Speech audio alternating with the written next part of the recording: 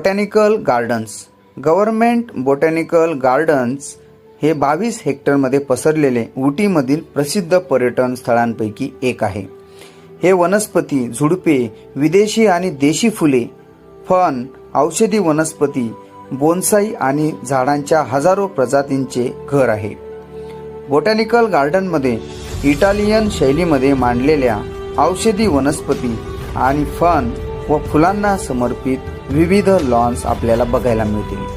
मुख्य लॉन्समध्ये वनस्पती, फुले आणि झाडांच्या वाणांनी बनलेले भारतीय संघाचे आकर्षक डिझाईन आपण पाहू शकता.